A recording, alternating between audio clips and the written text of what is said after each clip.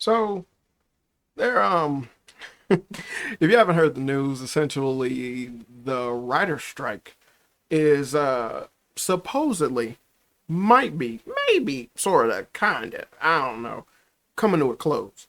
Uh, After a couple of reports been done, where essentially the people who are basically the spokespersons for the Writers Guild came to an agreement with the different higher ups within the studios.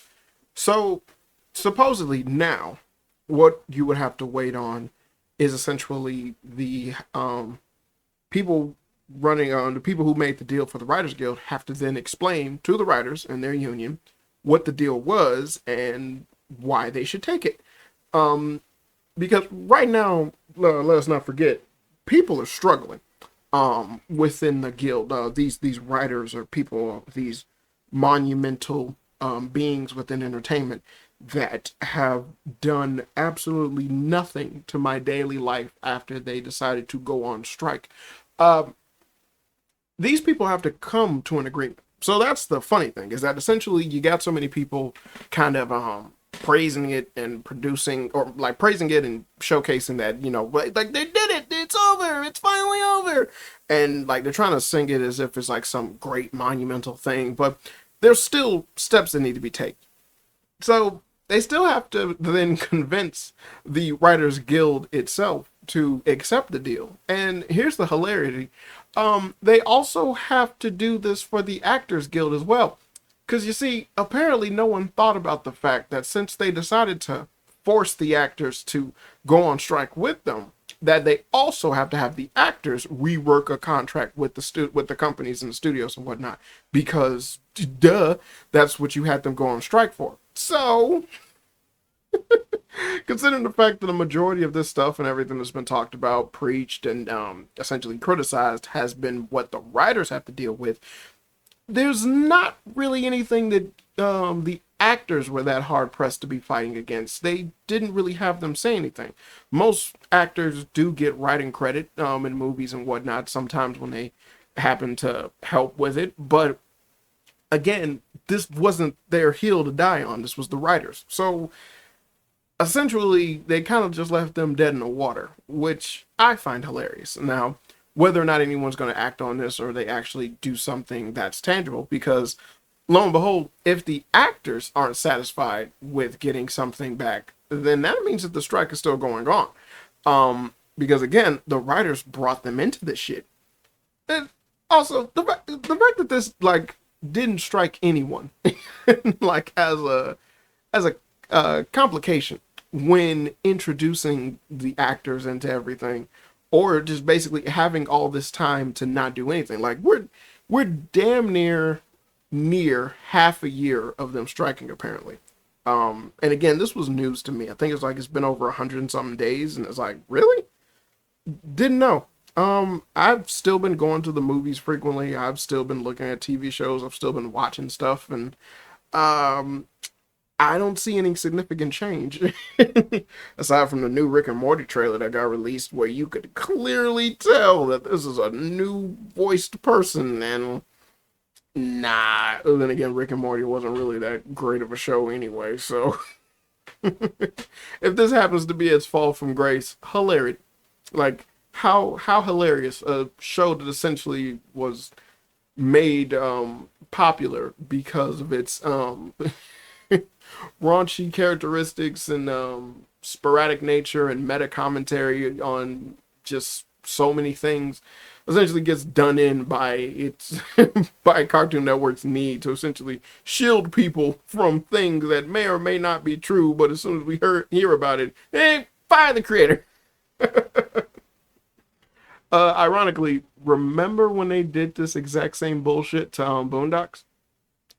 This is just a tangent, but seriously, like I know like two different types of shows, but when you think about it, on two different types of situations as well, but just humor me in the concept of essentially, one, like, creator of the show, basically one of the main people who write the show and everything, and then the people who run the studio decides to boot their asses out and still release the show and hope that people still enjoy it. So there's that, but I digress. So there's an article about this, about the writer strike. I urge you to go, I don't say to go read it. I wouldn't say to go read it because, again, it's like, who fucking cares? This is not news. This is not important at all. It's so unbelievably stupid that essentially you have so many people who might be delusional enough to think that this actually is information that you need to worry about, considering the fact that the media, who has to work with, wanting the writers and everything like that, are the ones who basically are telling everybody, this is important, this is important. It's like, who do you think work with the writers? The media. And the media is telling you that this is a big deal. But realistically, there's other shit to worry about than the writers not getting their fair shake. And again, this would be a totally different conversation if the quality of writing that has been showcased within media as of late actually was substantial enough to the point where, yes, you guys asking for more and you wanting safety precautions because of AI or the cheap ways that they can go about getting rid of you, not giving you your fair amount of money, things making billions and billions of dollars, and you guys only getting paid hundreds to do something. And yeah, like I would understand that again, but like the subject matter would rest on the fact that they're constantly producing content that is worthy of such praise. Nah, son. Like, nah. We've been getting bullshit after bullshit after bullshit after bullshit. Bob Iger just admitted that they're going to drop out of the fucking culture war, even though no one told you to get involved in it in the first place, and all it's been doing is killing you ever since. Well, first of all, you've been getting killed because you guys made shitty movies. Then you decided to jump into the culture war, which you should not have done. And then you left after you jumped everybody into the culture war. Then basically the next CEO had to clean up your mess. And before he could clean up your mess, they had him leave so then they could bring your punk ass back, where you just doubled down on the dumb shit that you had already done. And now you're like, well, we're going to jump ship. And what the fuck do you think people are going to do? Do you think they're going to be happy all of a sudden? Like they're going to trust Disney now since they said, we're going to stop? No. For how many years have you been lying to everyone's face? No.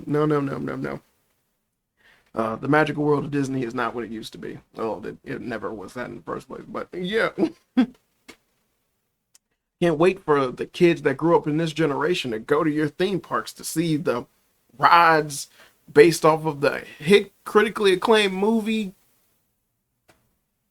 Exactly. Like what? Like all this year, they've basically had flop after flop, except for I want to say Guardians of the Galaxy and something else. I can't think of what, but I know like it's something else that basically was able to turn some kind of a profit other than Guardians of the Galaxy. I'm not sure. I can't remember. Was it just Guardians? I don't know. Correct. Put it in the comments. Whatever it is, because for the love of me, I cannot remember. But even then, it's like, okay, those movies made some money, but that doesn't help with the fact that these motherfuckers have lost billions of dollars throughout their fiscal year. So it doesn't matter what money that those movies made. It didn't do anything. These people are profiting at a loss because they're so stupid and they deserve everything bad that happens to them because of it.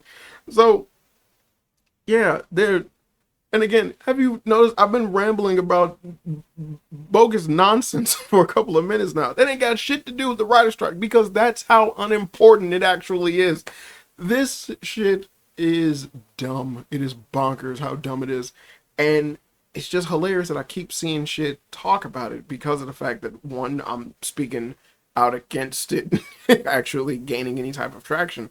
But two, because it's such a hilarious story. When you just look at it, and it's like the last time they had a writer's strike, wasn't that big of a deal. Now they've had one where basically everyone is like stuck on looking at Hollywood and calling out for being as dumb as it could possibly be. And all you keep doing is proving everyone right. Like, how do you fuck up this bad? It's so unbelievably stupid. So yeah, I guess I just wanted to say that supposedly it might be over with. But realistically, there's levels to this shit for it to completely be over. And even then, you're not going to notice a significant change on until they officially announce that it's completely over. But for the most part, what they're doing now, the reason that you're seeing so much press being shot out, one again because the media works to help out the writers, but is because they want the people who essentially are part of the Writers Guild and the Actors Guild to agree to whatever it is that they came to an agreement with by stating all the things that could possibly happen. Um, the late night TV show host coming back as soon as October or something like that. You got so many people saying, well, since they made a deal, people can get their job started back like pretty soon, so we can just keep filming movies and shit like that. And so this kind of pressuring the other people within the guild to essentially want to kowtow to whatever it is deal that they made. Despite the fact that, at first they were asking for some outrageous things. So I'm pretty sure, considering the fact that the studio heads were basically like, they'll wait them out, that they was able to significantly cut down a lot. So I'm curious to see is what's going to happen next. But again, ain't gonna change nothing. So that's just a funny little quandary to think about. There's been another episode of Funk Flame. I've been yours, Danieltheflame, and it's always good people. I hope you had fun.